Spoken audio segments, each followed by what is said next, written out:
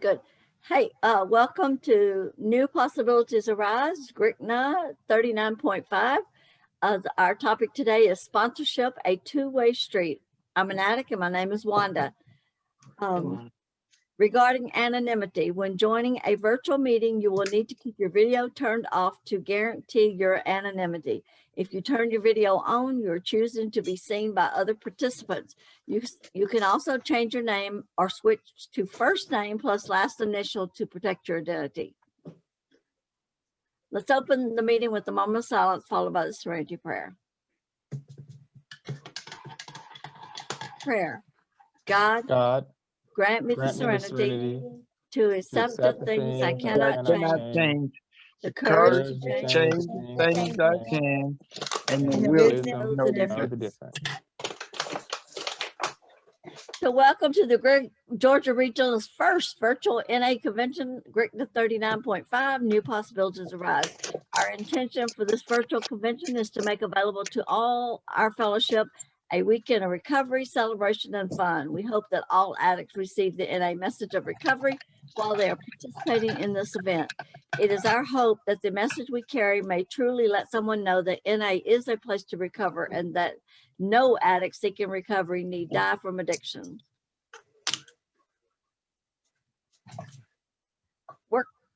Please dress appropriately on camera. Please keep your microphone on mute unless you are asked to unmute by the host or co-host.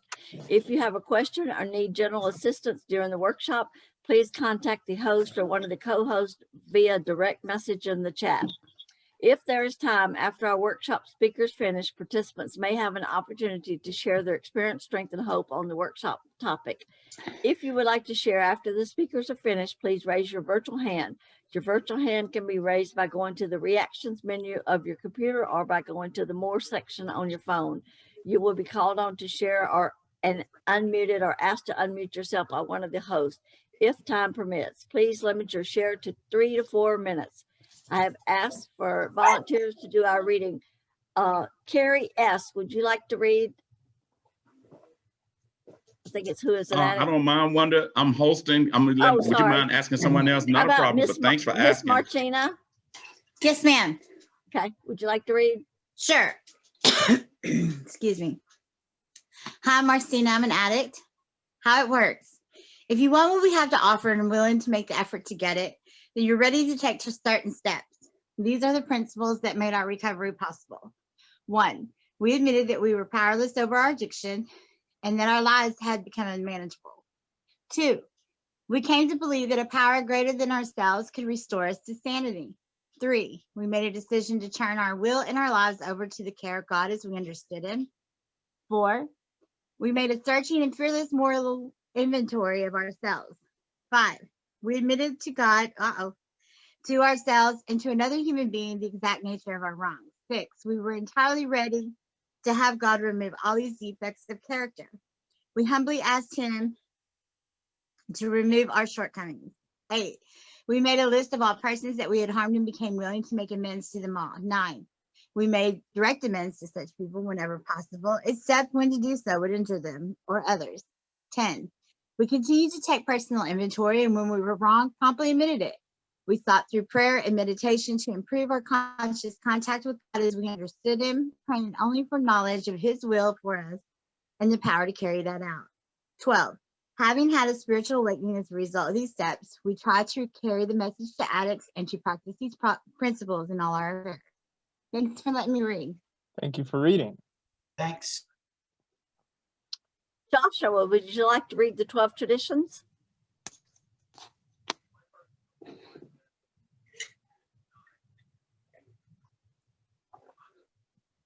Joshua, are you there? I don't see a Joshua. How about Mr. Ray? Mr. Ray. I'd be happy to. My name's Ray. I'm an addict. Hey, Ray. These are the 12 traditions of NA. We keep what we have only with vigilance, and just as freedom for the individual comes from the 12 steps, so freedom for the group springs from our traditions. As long as the ties that bind us together are stronger than those that would tear us apart, all will be well. 1, Our common welfare should come first. Personal recovery depends on NA unity. 2, for our group purpose, there is but one ultimate authority, a loving God as he may express himself in our group conscience. Our leaders are but trusted servants, they do not govern. 3, the only requirement for membership is a desire to stop using. 4, each group should be autonomous except in matters affecting other groups or NA as a whole. 5, each group has but one primary purpose, to carry the message to the addict who still suffers. 6, an NA group ought never endorse, finance, or lend the NA name to any related facility or outside enterprise, lest problems of money, property, or prestige divert us from our primary purpose. 7, every NA group ought to be fully self-supporting, declining outside contributions. 8, Narcotics Anonymous should remain forever non-professional, but our service centers may employ special workers. 9, NA as such ought never be organized, but we may create service boards or committees directly responsible to those they serve. 10, Narcotics Anonymous has no opinion on outside issues, hence the NA name ought never be drawn into public controversy. 11, our public relations policy is based on attraction rather than promotion. We need always maintain personal anonymity at the level of press, radio, and films. And 12, anonymity is the spiritual foundation of all our traditions, ever reminding us to place principles before personalities. Thanks for letting me read. Thank you for reading. And back to you, Ms. Wanda. Thank you. And our first speaker today is Sean S. from Marietta, Georgia. Thanks, Wanda. Everybody hear me okay? All right. My name is Sean, and I am an addict. First of all, I wanted to say it's a pleasure and an honor to be here today to share some experience, strength, and hope with everyone. I have, I've been around for a little while, and I've learned that in order for me to settle myself a little bit when I'm speaking, that I need to kind of draw on my higher power for a second. So I'm going to have just a quick moment of silence to invite my higher power in to this conversation.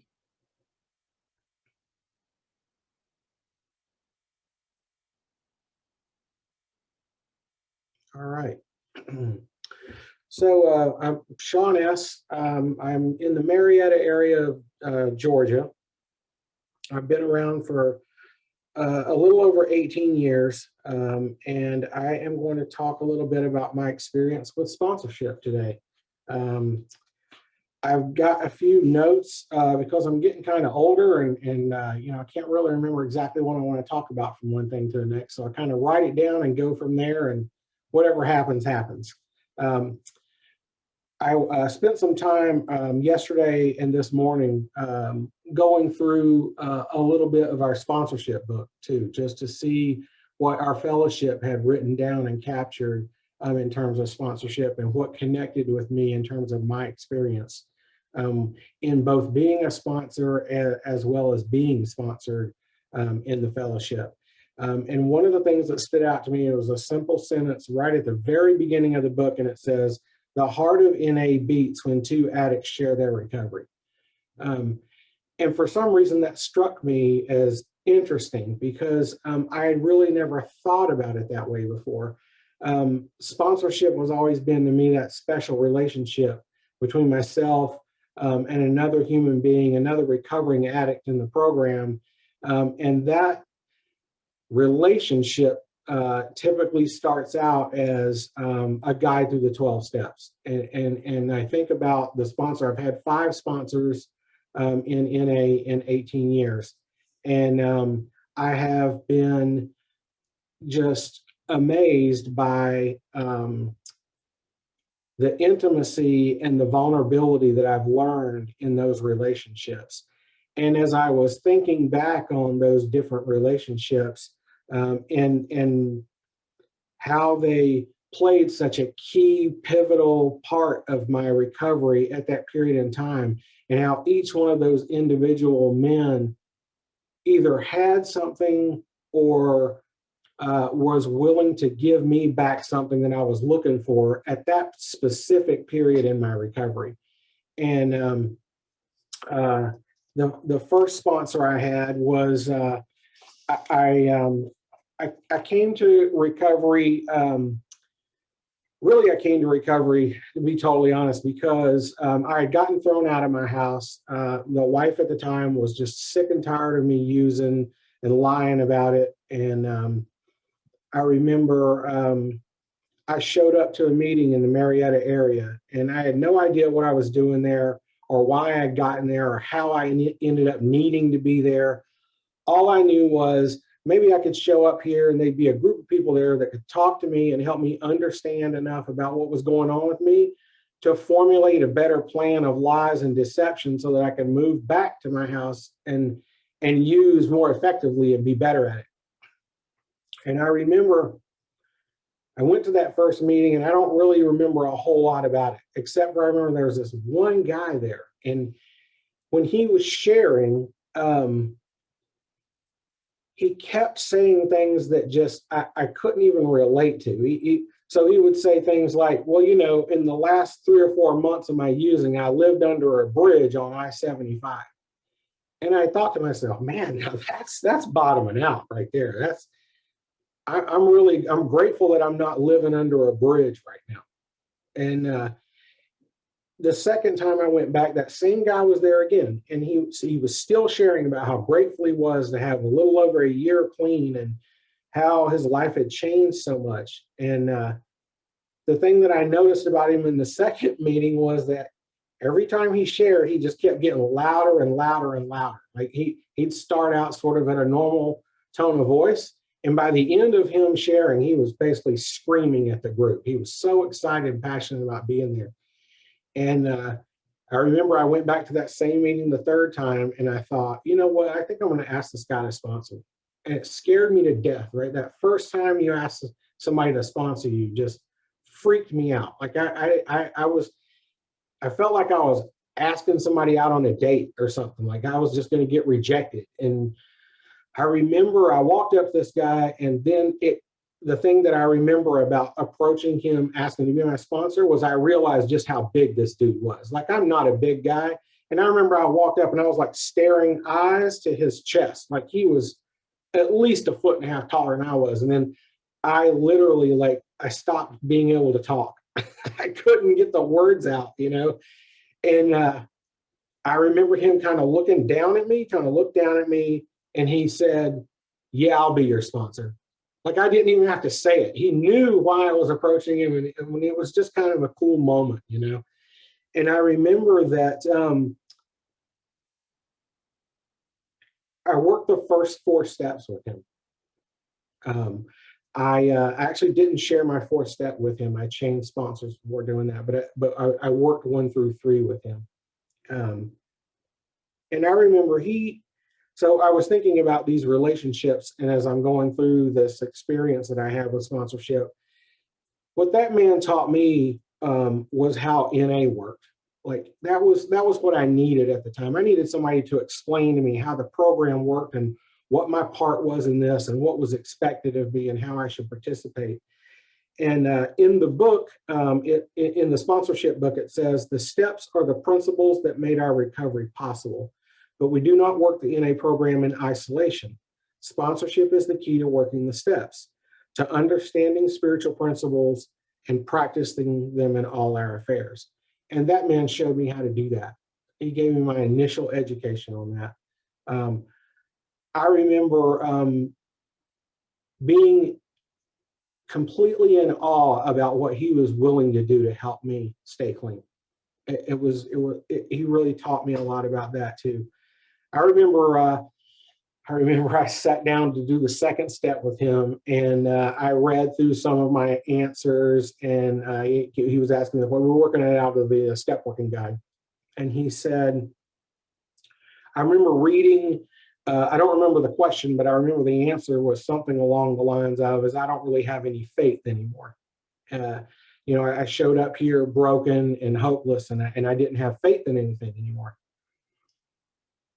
And I'll never forget this. He literally looked me square in the eyes. He goes, you know, you're a liar, right? And I was like, what?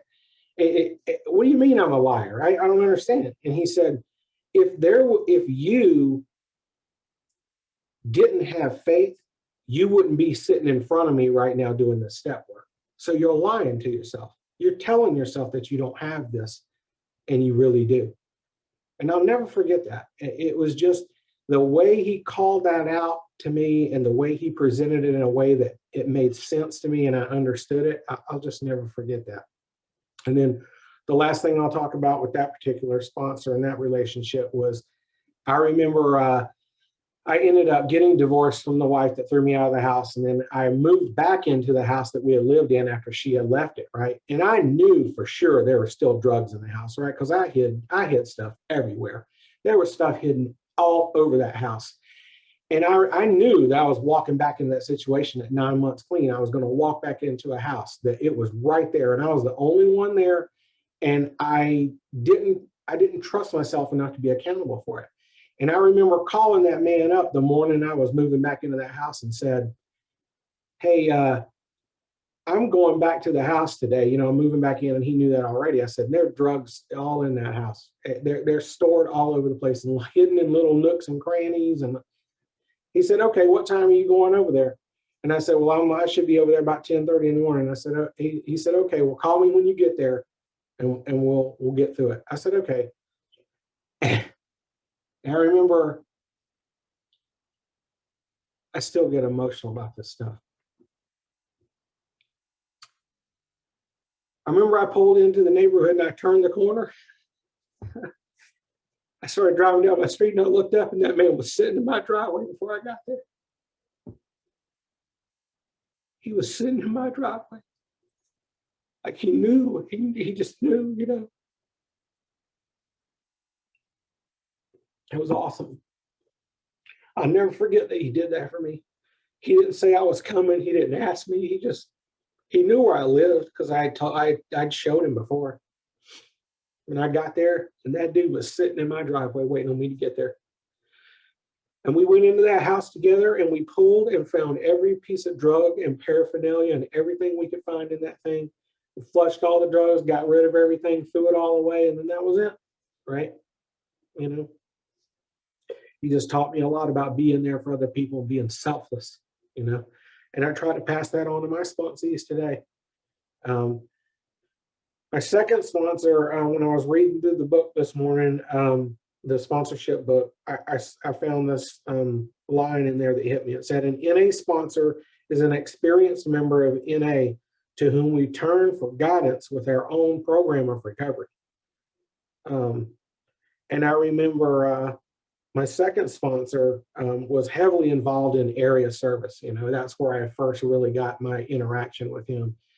And I remember when I was looking for a second sponsor, I was looking for somebody that had a little bit closer to my situation in life than my first sponsor did. Like I was looking for a man who was married. I was looking for a man that had a family.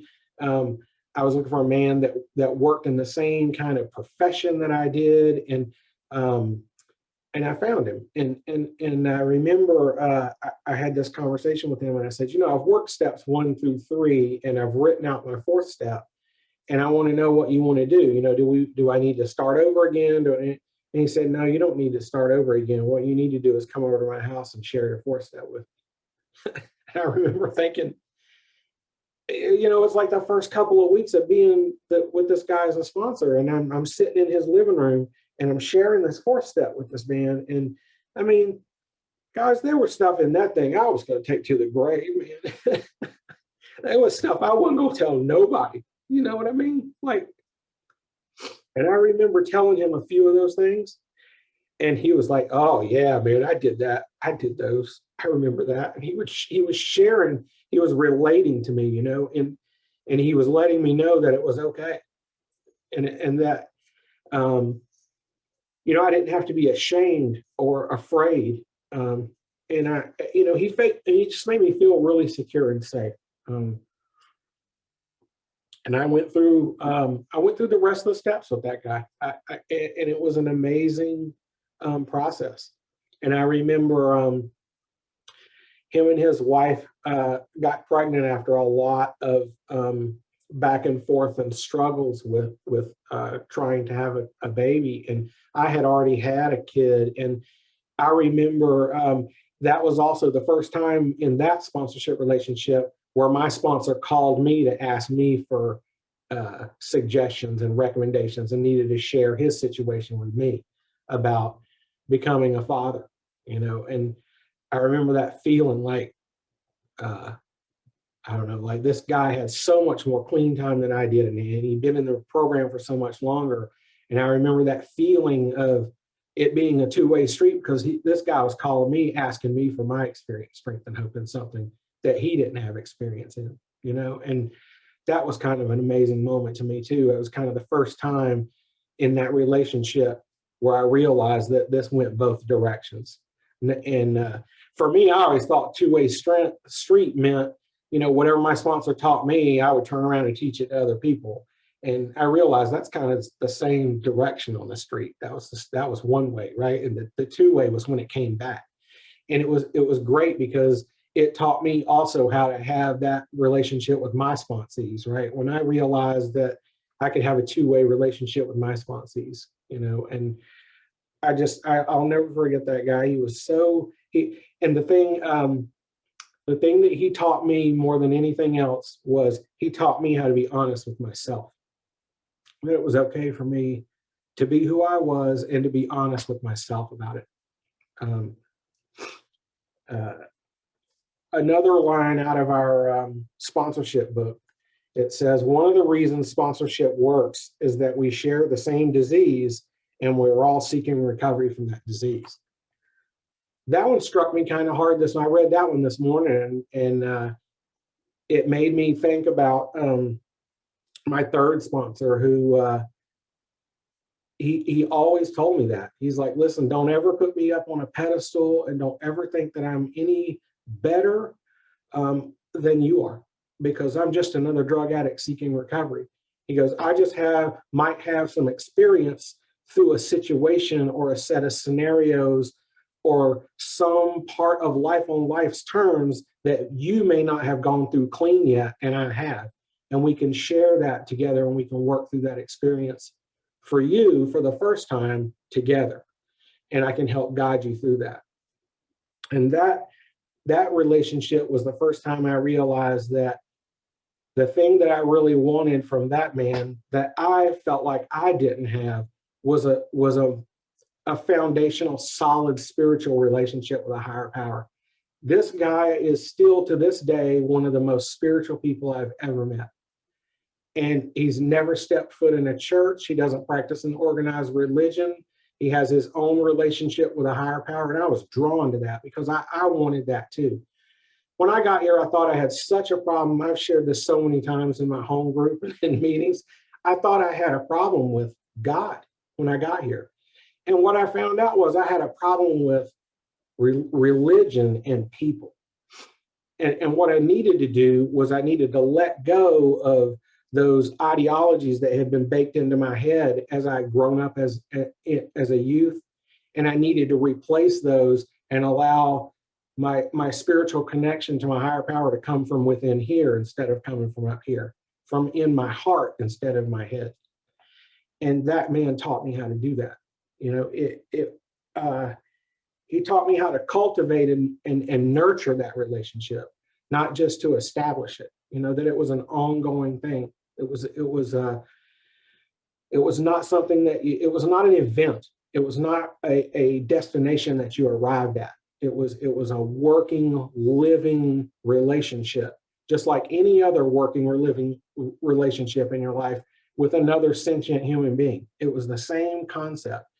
And it took me a long time to really get comfortable with that. And that man's teachings and just the way he went about sponsoring was just beautiful, you know. I learned so much from him. I still learn from him. That's another thing. I still have relationships with all the people in NA that have sponsored me as sponsors too. And I don't think I would have ever been able to do that without their help. You know, once I had a relationship before I got here, and when I was finished with that relationship, it was done, we were done. There was no reason for me to still talk to you or hang out with you or get something from you or whatever. I don't know. It's been an awesome experience. And this is another, I'll move on to the next relationship.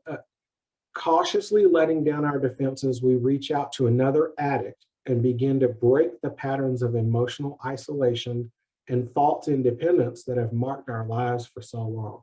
Wow.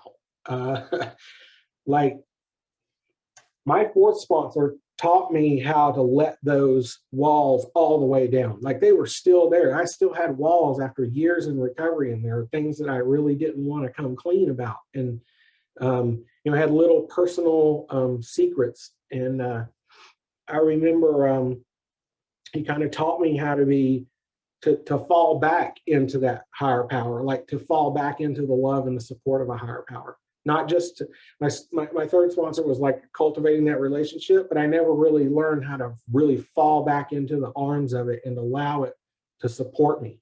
And I remember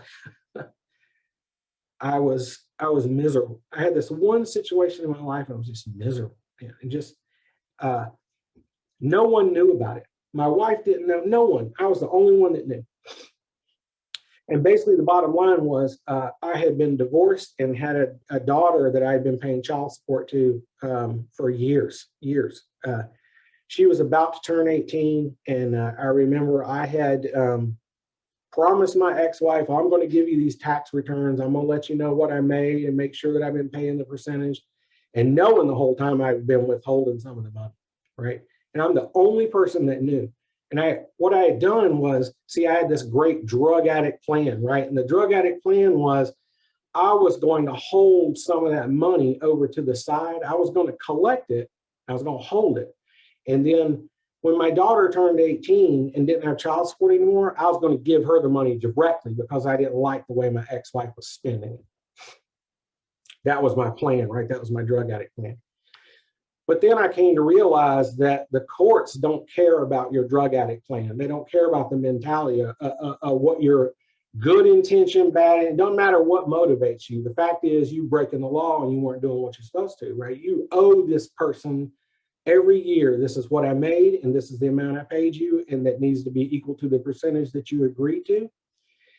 And so I got down to the end, and I was like, I can't do this anymore. It just got overwhelming. And she was asking me for the tax returns. And I remember I was sitting in front of the computer, y'all. I was sitting in front of the computer, and I said, I'm going to come up with a way to fake this. I'm going to come up with a way to take these returns and move the money around. And I'm going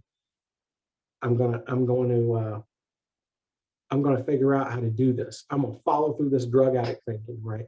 And I was sitting there, and I remember for some reason, I just picked up the phone and I called my sponsor, and I said, hey man, I'm about to do this thing, and I don't want to do this thing anymore. I need your help. And, you know, that man helped me come to do what I needed to do. And I came clean, and I gave all the information, and I paid all the money, and I gave it all to the ex-wife instead of holding it for my daughter, you know, and it turned out to be exactly what it was supposed to be. And I remember being totally free of the secrets. And I would have never been able to do that without that sponsor. I never would have.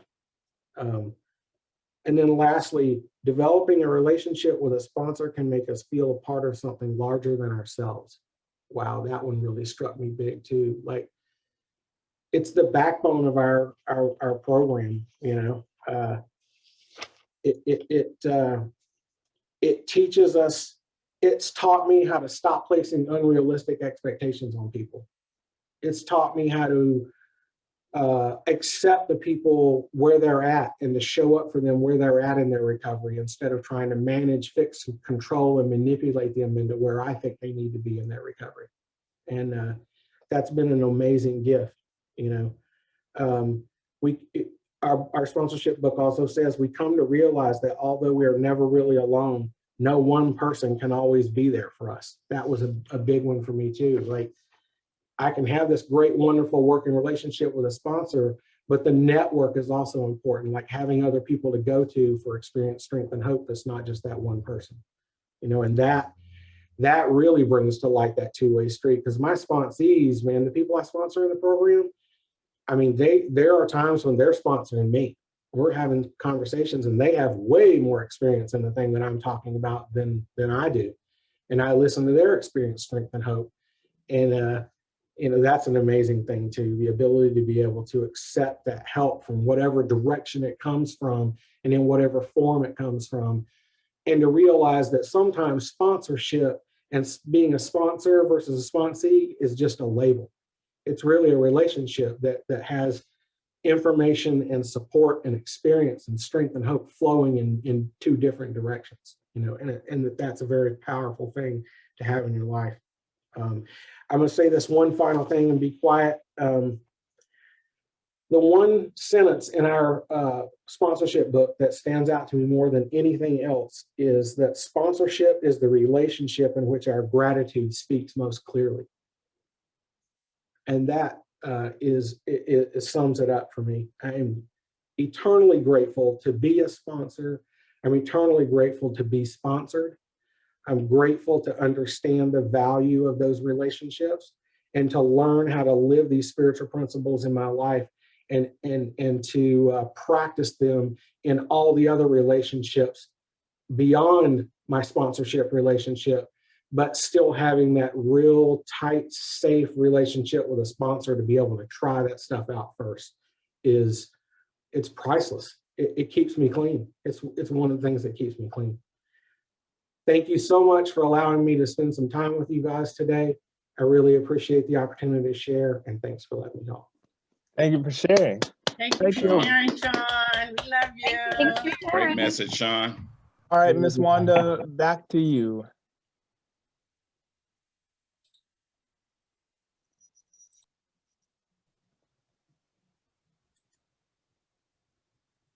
Our second speaker today is Rochelle C. from the West End area of Atlanta. All right, let's give it up for Rochelle C. Hello, Rochelle. Hey, Rochelle, we here. We love you. Love you.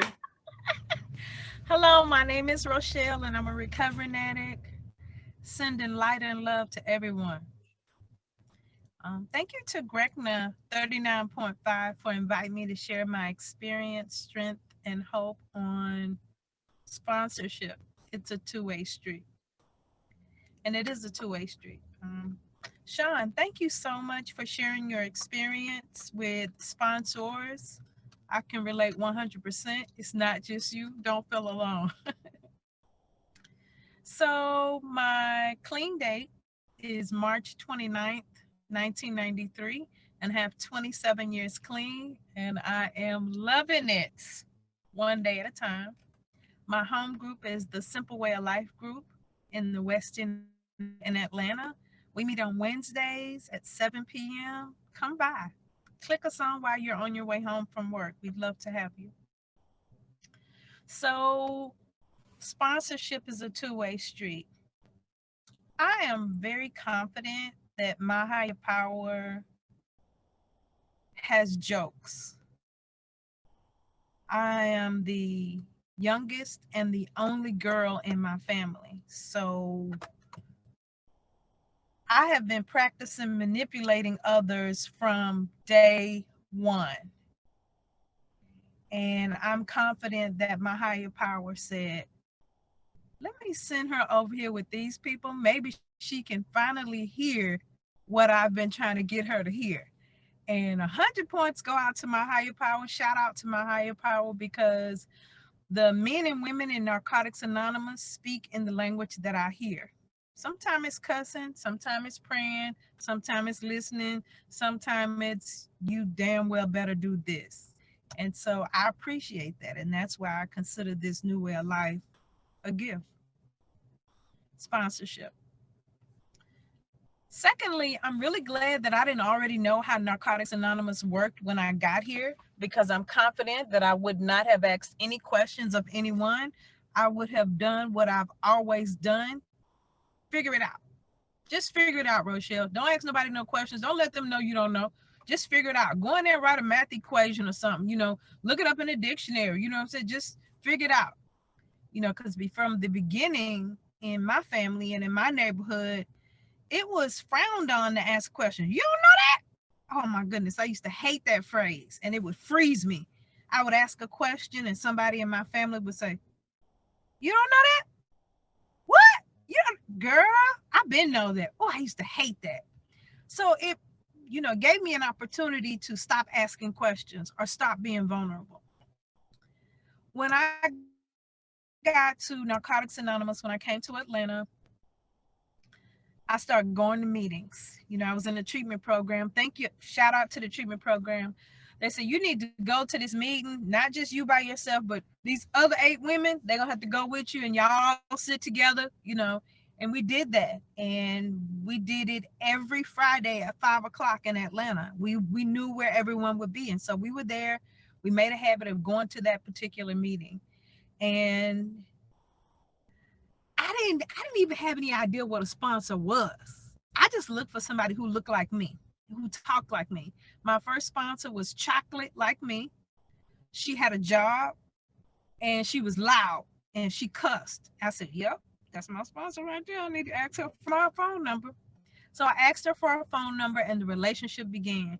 And I called her and oh my goodness, the first time I called her, first, I had forgot what my real name was because, you know, in that other life, I was Chantel or Shawty or Slim. And I had to remember, you know, how to introduce myself. And I said, hi, my name is Rochelle. I met you at this meeting at this time on this day, and the weather was like this, and the sun was like this, and the moon hadn't come up yet, and I was wearing this, and I was with my girlfriends. You know, I just took over the first 15 minutes of the phone call.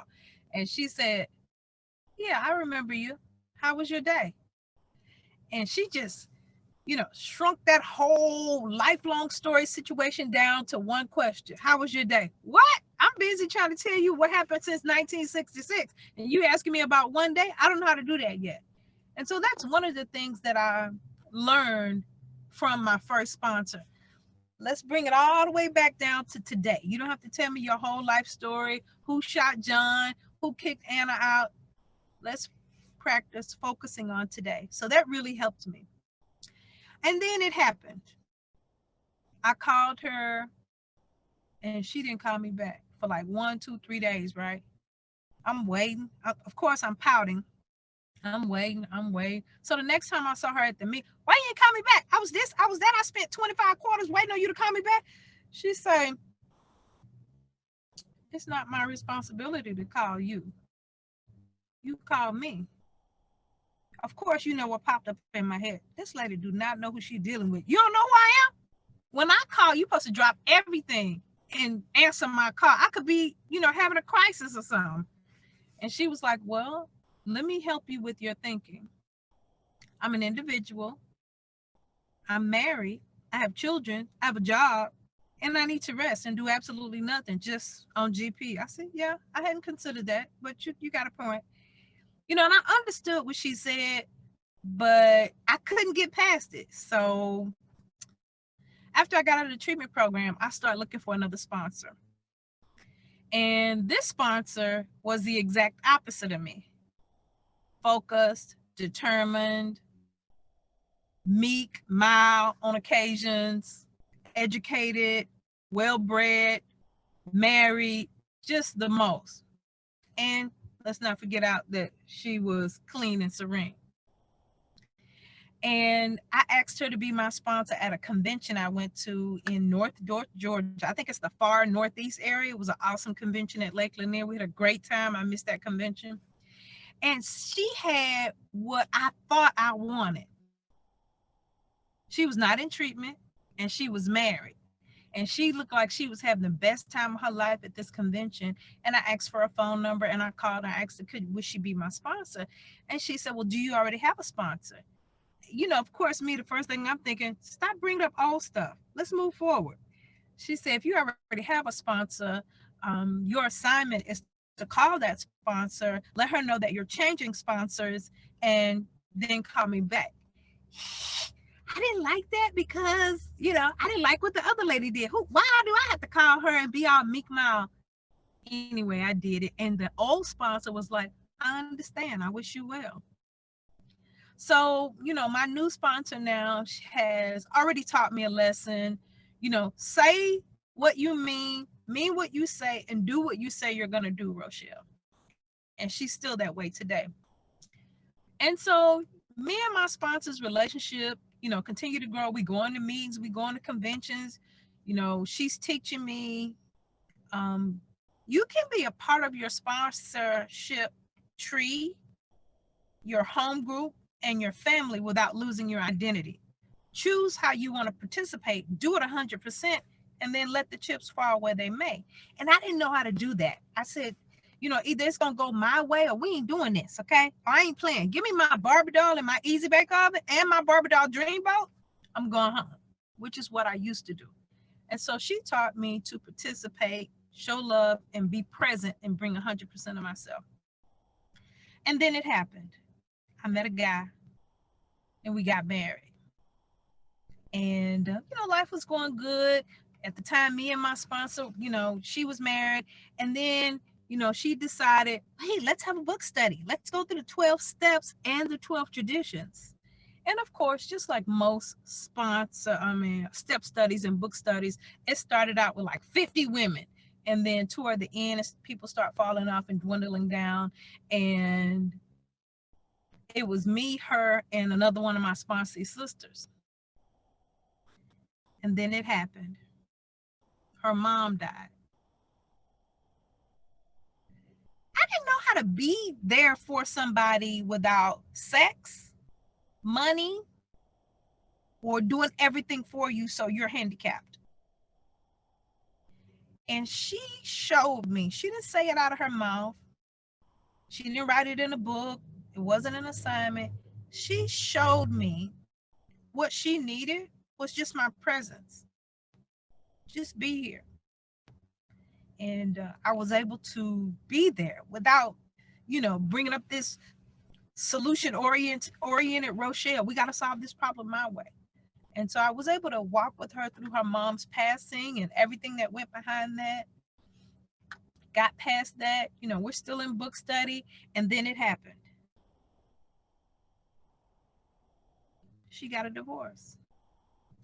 And I was able to walk her through that. And then it happened. I got a divorce. And she was able to walk me through it. Her and my other sister sponsee. And yes, I learned a lot in the 12 steps and the 12 tradition step study. In addition, I learned how to participate in my life while life is going on. You can be a productive member of Narcotics Anonymous and do 12 steps and book studies and step studies and worksheets. Life does not stop, honey, because you're in recovery and you're doing steps and study work. And so that was a very valuable lesson, because if I had to ask or request for that lesson, I don't know how I would have formed the question. And so life goes on. And then there came a time when she and I were doing service work together. And she said some things and made a decision that I didn't agree with. And I don't really remember being in disagreement with a woman and communicating that and still being in a relationship with her, you know, not just cutting it off. You didn't say it the way I think you should have said it, and you didn't do it the way I think you should have done it. So I'm out. I ain't spending no more of my time, money, and energy with you. I didn't know how to do that. And she showed me, just because we disagree, you don't like what I said or what I did, and I don't like what you said and what you did, it doesn't mean that this relationship doesn't continue. We just agree to disagree. You know, and the question we used to help us with that is, what mean you going to tomorrow? You know, almost similarly to what me and my husband ask each other when we get upset with each other. You know, after we done said we need to say and we angry and we get down to the silent moments, the question is always, what are we going to eat? You know, to help us move forward in our life. And so, yes, my sponsor has helped me get to today and is still helping me get to today. And so the first question in our sponsorship pamphlet asks, well, who is a sponsor, Rochelle? It's an inspirational leader, almost like a Billy Graham in the NA fellowship, you know, somebody who inspires me to want to go for what I want. And at the time, what attracted me to her was she was clean, she was serene. Girl, is that my husband calling me on Google Hangouts while I'm on the phone? Yes, it is. We're going to move on. And so my sponsor is inspirational. One of the things, just one of the many things that my sponsor does that I admire, that I lack, is she is committed. Once she begins a project, she's in it from the beginning to the middle to the end. And I'm inconsistent as hell on any given day, on any given topic. You know, if I don't want to play no more, give me my Easy Bake Oven, my Barbie doll dreamboat, and I'm gone. And so, you know, it's an uncomfortable lesson. It's an uncomfortable class, but I'm still in that class. And hopefully one day I'll, you know, get better with that. I'm still practicing. What does a sponsor do? My sponsor shared her life with me. The good, the bad, the I don't know what's going on, the indifferent. And she shared her experience, her strength, and her hope. Some of her experience, I was like, nope, that's not for me. And I could just listen. Some of her experience, you know, I had my own experience and I could share with her. The hope that my sponsor gives me is help is on the way. Don't give up. Help is on the way. What does a sponsee do? A sponsee watches for inspiration. Like, you know, with work, family, husband, NA, I'm looking for, how do you balance all this stuff without, you know, slapping somebody down to the ground? I'm looking for, you know, okay, we haven't found the mate that we're looking for. How do you keep going? Do you get on Tinder? Do you just find somebody in the fellowship? Do you stop? Do you go to the other sex? You know, just how are you doing this? And even after she shares her life with me and how she does it, it's only for informational purposes only. You don't have to follow her exactly, Rochelle. And so I'm grateful that she allowed me to see. What does a sponsee do? A sponsee calls the sponsor. Yeah, and since I've gotten a sponsor, my definition of honesty and truth has changed. Rochelle, truth is not telling it like you would have liked it to happen. Truth is telling it like it actually happened. And so I've had a chance to practice that with her. It's uncomfortable, but it's working, and I'm becoming a better version of Rochelle as a result. How do you get a sponsor? Well, what worked for me is to attend meetings. You know, at the time it was just face-to-face, but right now during COVID-19, attend meetings virtually on the phone or face-to-face, whatever works for you, and look for someone who has what you want. And then ask. Hey, my name is Rochelle Denise Johnson Cabile from Houston, Texas, November 8, 1966. I was born at 9:33 a.m. in Houston, Texas. And I want to know if you would be my sponsor. You know, that's the only way I could get to that question, was to bring you all the way back from the mother's womb to today. Nerves. But it worked. I have a sponsor. We've been together for a while now. When should you find a sponsor? Immediately, as soon as possible.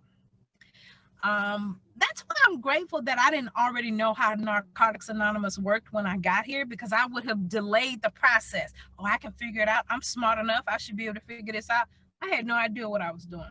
So it was important for me to get with someone that I felt comfortable asking questions to, that I felt comfortable sharing my experience, the good, the bad, and the indifferent with, and who, for Rochelle, who I can take suggestions from, because you know I think I'm super smart. And I've been to what, 6 colleges with no degree? I still think I'm smart though. So it was important for me to ask someone to be my sponsor that I'd be willing to take suggestions from. Maybe not on Monday, maybe not on Tuesday, maybe Thursday, I'd be willing to put action behind what I agreed to do. And so that's what's been working for me in my sponsee relationship. One of the many things that my sponsor does that I admire is she is able to gather her sponsees together and rally us together to do whatever it is, whether it's service work, be there for her, just get together in one room, whether it's face-to-face or Zoom. She is really good at that. I believe she deserves some type of sponsorship, bachelor's degree, because I know I have about a good 30 sponsee sisters maybe a guy in there somewhere, but she's really good at that. And I say that because although I'm really good at moving the crowd, I'm at the top of my game one-on-one. So it helped me to not compare my sponsor's experience to my experience. She's good at moving the crowd. I'm good at one-on-one. And so I practice that, and I practice not comparing myself to her. And, you know, it would be nice if I could just stop comparing myself to anybody, but we working on that, okay? We working. And so I want to thank the Georgia Regional Convention of Narcotics Anonymous and the young man who called me to ask me and invite me to do this, because it gave me a chance to really reflect on, you know, my relationship with my sponsor and my sponsees. And let's talk about my sponsees. Let's talk about what actually happened. One of my sponsees, I thought she was my sponsee, right? Girl, I heard her say her and her sponsor do step work every Friday. I said, no, it ain't me. She might be talking about somebody else, so it was a mistake. So I called her. I said, did you decide to get another sponsor? Oh, yeah, I did. I just forgot to tell you. And it hurt because I thought I was being loving, caring enough for you to say that to me. And once I felt my feelings around that, because I must say it hurt, right? Once I felt my feelings around that, my higher power said, boo, that ain't got nothing to do with you. That's her. She didn't call you and tell you. Move on. And but it did hurt. Anyway, I do have 4 sponsees, and I'm happy to be an example to them. I really am. And so one of the things that helped me not be the control freak that I am is to practice waiting for the question, then provide an answer. It works because I like when people treat me like that. So I treat my sponsees like that. You know, if you're not interested in the steps, okay. But I am. So I'm calling my sponsor, asking what day, what time. And so that has helped me be a better Rochelle. Again, my name is Rochelle C. I'm a recovering addict from the West End area of Atlanta. My home group is The Simple Way of Life. I feel supported, loved, and included in the program of Narcotics Anonymous and in my home group. Thank you for letting me share. Thank you for sharing. Thank you so much. Thank you for sharing, Rochelle. Excellent. Love you Fantastic. so You and much. Sean. All right. All right. Miss Mary, or I'm sorry, Miss Wanda, back to you. Thanks for sharing, Rochelle. Thanks for sharing, Rochelle. Love Great you. job. Great job, sis. Great job, home group. Thanks, Rochelle. Would any participants care to share their own experience, strength, and hope on our workshop topic?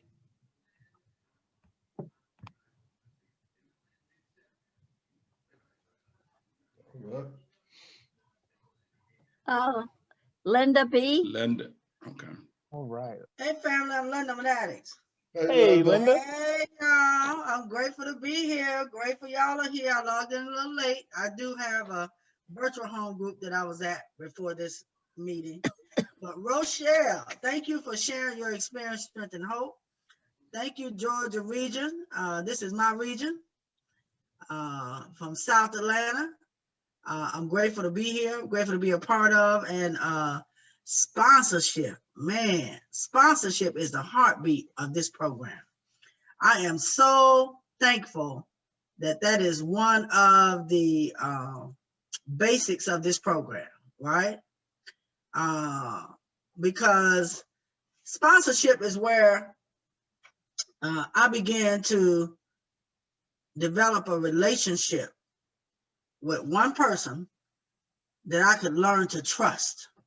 You know, I didn't trust nobody. I wasn't trustworthy when I got here. I didn't really need y'all, you know what I'm saying? I wanted y'all to show me a little bit, I'll figure the rest out. I ain't know nothing about no basics. I had just come to terms with the fact that, yeah, maybe, just possibly, I have the disease of addiction. You know, because I paid lip service to the fact that I was an addict, and I knew I was an addict, but on a deeper level, I didn't really know what that meant until I was given opportunity after opportunity, after crisis, after opportunity to get here, and I couldn't stay. You know, I began to wonder, what the hell is wrong with me? Why can't I get this way of life, this program, this recovery program that they're talking about, you know. And for a long time, you know, I just looked at the substances that I was using. You know, I remember thinking, shit, I got a couple of substances that I ain't got to stop using because I ain't got no problem with them. But, you know, I had not completely come to terms with my disease, and I definitely had not admitted complete defeat at this point. But this last time, and I often share, thank you, God, for saving this food and blessing me. Thank you, you know, I'm blessed and fortunate to have been chosen by my God for this way of life. Not once or twice. My God came back for me 5 different times over a 7-year period, right? But the last time my ass was so tore out the frame, I was so tired. I said, you know what, I'm gonna do whatever they tell me to do. And so I came in here and I started studying the literature. I started listening in meetings, and I started hearing about the basics of this program. And I, you know, one of the basics was sponsorship. I need to find someone. I read the sponsorship pamphlet, go to meetings, listen for a sponsor, try to connect with someone who has something that you want, right? So, and then of course, you know, reading the sponsorship information. And, you know, I found when I got the sponsor, you know, I still wasn't so sure, but that was the beginning of me developing some healthy relationships. You know what I'm saying? Now, my experience was I didn't do no step work the first 10, 11 months of being clean, because all I could do was not use no dope and make a meeting. Because, you know, I'm still in my head thinking that I knew some stuff. I remember somebody told me at a meeting, I don't know, I had maybe 9, 10 months. They said, you sure do know a lot of shit, but your ass don't know nothing about the disease of addiction, and you know even less about recovery. You might want to get somebody to help you to, okay, I see the minute, I acknowledge the time. You might want to get somebody to help guide you, right? Somebody to show you the way. And that's the purpose of a sponsor. So I was able to do that, you know, after several months of just being clean. And thus, that's when my life began to change, when I started working steps with a sponsor. And I began to trust that sponsor with my stuff. You know, I had some secrets I will never tell nobody. But when I started working them steps, I was so glad to get rid of them damn secrets, because they were a burden to me. But I'm grateful for sponsorship. And as you said, Rochelle, and as the topic say, sponsorship is a two-way receipt. It's reciprocal. And I'm grateful for that. You know, I have a great relationship with my sponsor. She's been my sponsor for the past 24 years. And guess what? I ain't going nowhere. I'm grateful to be here. Thanks for letting me share. Thanks for Thank you sharing. for Linda, sharing. for your share. Floor is still open.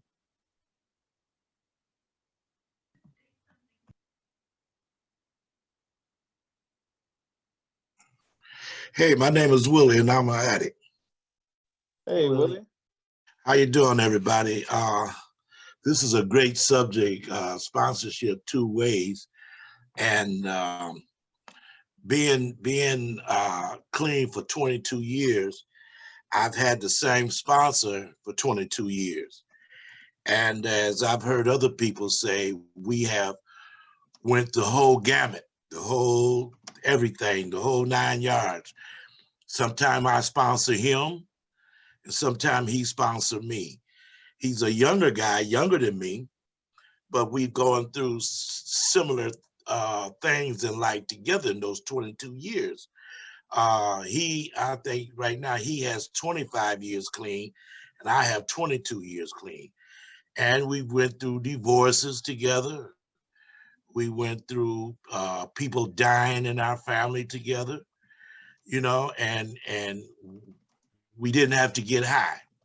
When those things in life hit you, you know, your sponsor and your network show you that you don't, you know, because somebody died, you don't have to get high. Because you're going through a divorce, you don't have to get high. You know, time heals everything. And I thank God for my sponsor. I haven't found the reason to change him. I don't know if he's temporary or permanent, but he's been with me through 22 years of ups and downs. And we're best friends, matter of fact. he's probably my greatest friend I have outside my family members. You know, I call him, he calls me. Sometimes we don't call each other, and sometimes we do. It depends on what's going on. But sponsorship is the backbone to the NA program. You know, I learned a lot from my sponsor, and my sponsor learned a lot from me. And we have a great time together. Thank you for letting me share. Thanks For Will. sharing. Thanks for Sharing. sharing. Laura, did you Tanya? have your hand up? I was trying to let y'all know that we have Brett, who is deaf, that wants to share. I was just Okay. letting y'all know. I'm so sorry. All Okay, right. Well, that's Tanya completely- and then Brett. Perfect. Hi, family. My name is Tanya J. I'm a blessed recovering addict, and Hey, Tanya. Hey, Tanya. Miss Tanya, I accidentally muted you. I was trying to spotlight you. Can you unmute yourself? I'm so sorry. Hi, family. My name is Tanya J. I'm a blessed recovering addict. It is truly an honor and privilege to be here. And Gretchen, I just want to say, wow, you're off to an awesome start. Sponsorship is the heartbeat of our program. You know, it was our sponsor who was the first person that I developed the most intimate relationship that I could possibly have since being in the Fellowship of Narcotics Anonymous. I want to first thank both the speakers for sharing their experience, strength, and hope on sponsorship. Y'all had me laughing at different times because we've all been there. You know, and all we're doing is just trying to do the best we can to help the next addict stay clean. That's all we're trying to do. It is through other people's hard-won experiences that helps us to get better.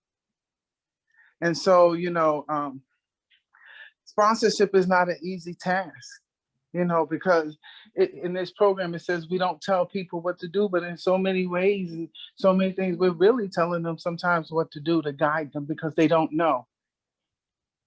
But we say, just like the God that comes into our program, we say, make sure whoever that person is, they used to say it back in the day, that make sure that they're loving, caring. And it says also make sure that they're reasonably happy. See, people audio must match their video. That's what drew me to my sponsor. And you know, back then we didn't hang out with our sponsors. Our sponsors didn't let us hang out with each other. That's probably why we kept them so long, right? Because our sponsors had friends. And I remember one time I was going to surprise my sponsor and go visit her where she was at, you know, at her group and stuff like that.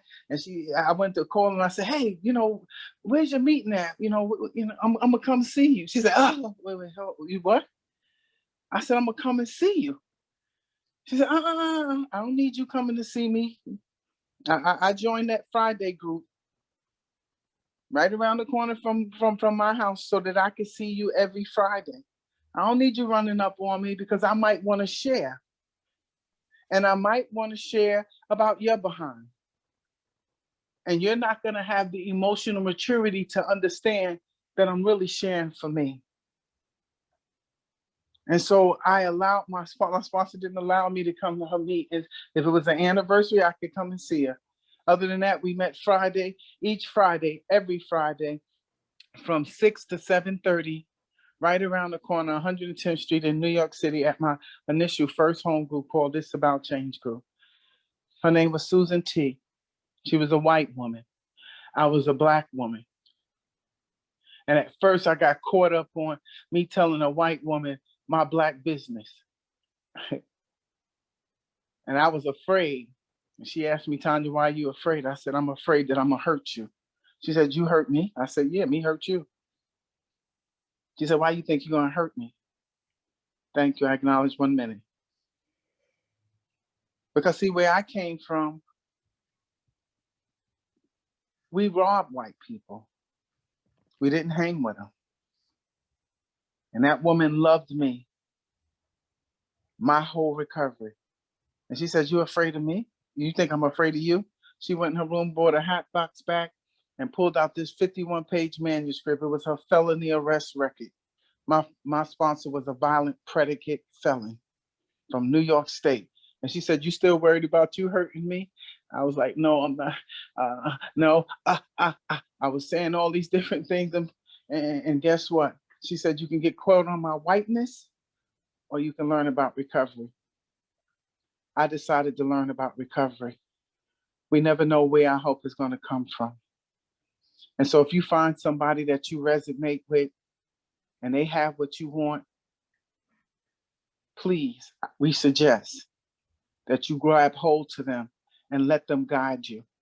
Because in this fellowship, we don't care about your age, race, creed, religion, lack of religion, or we care about your problem and how we can help. Thank you for allowing me to share. Thank you for sharing. Thanks for sharing, Tanya. And next we have Brett. Thank you, Tanya. Hello, everyone. My name is Brett, and I'm an addict. Hey, Brett. I'm just looking for Laura. I saw that Laura wanted to raise her hand for me so that I could share. Okay, so thank you all for this event and the topic of sponsorship. And I'll never forget my first sponsor, and I asked a man if he was willing to sponsor me. And he told me that there was 3 things that I needed to do. And he asked me if I accepted these 3 things. And I said, oh yeah, sure. And I continued, but there was so much drama, a lot of obsession. And then he stopped talking to me. And wow, I was broken over that.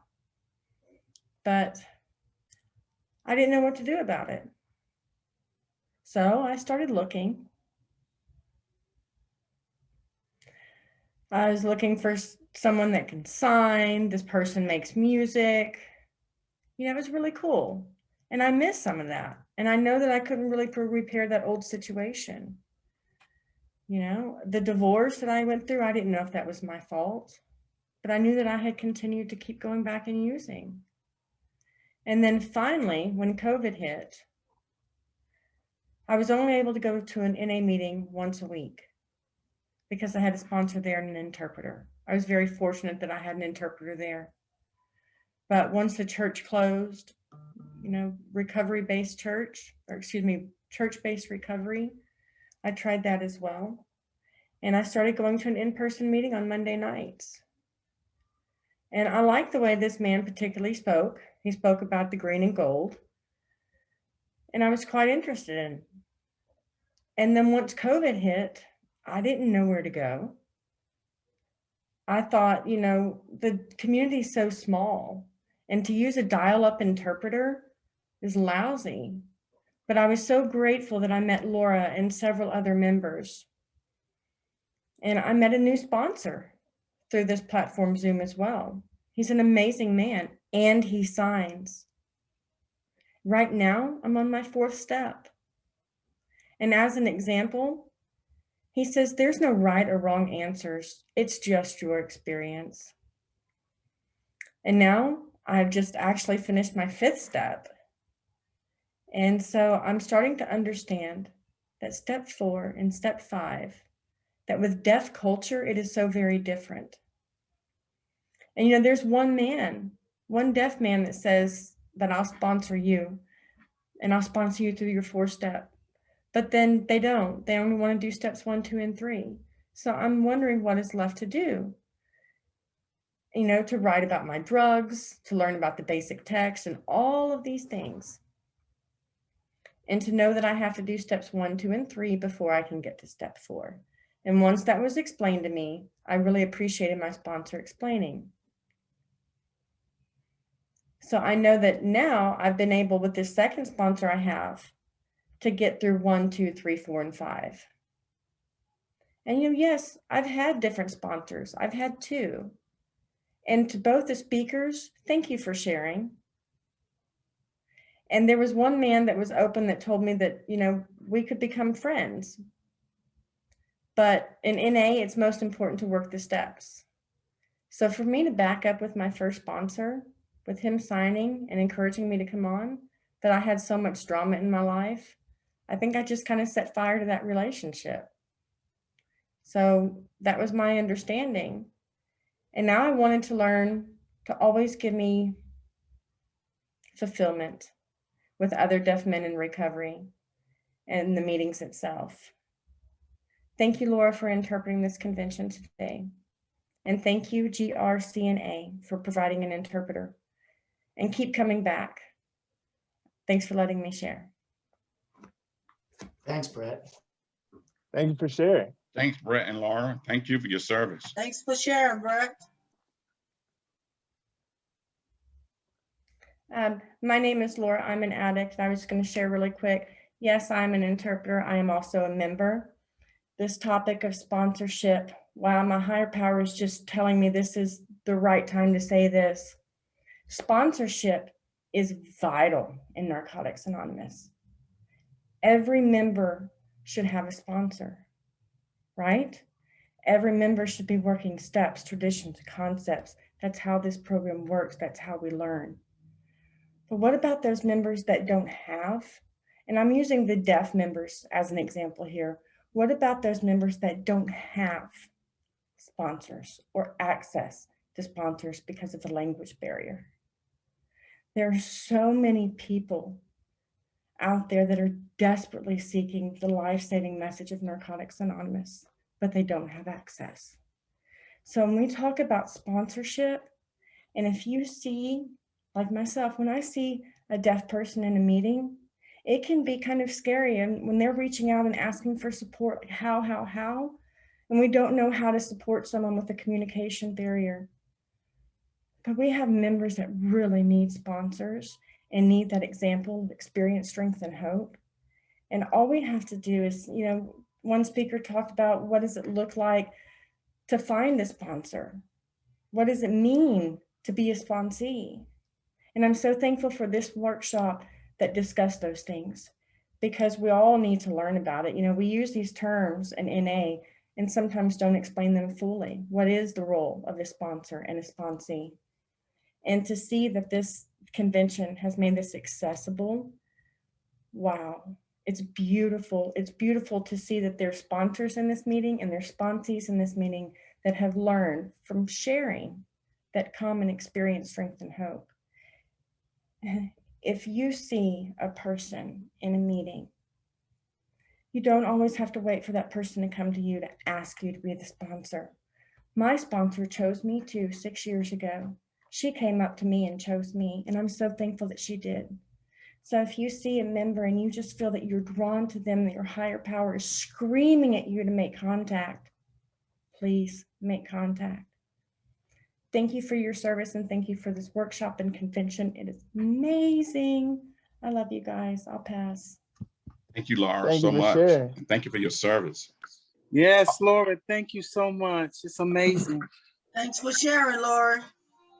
All right, Miss Mary, or I keep calling you Miss Mary. I don't know why. I think I know somebody who looks like you named Mary, but all right, Miss Wanda, it's back to you. Give me just 1 second and I'll get it pulled up. And there we go.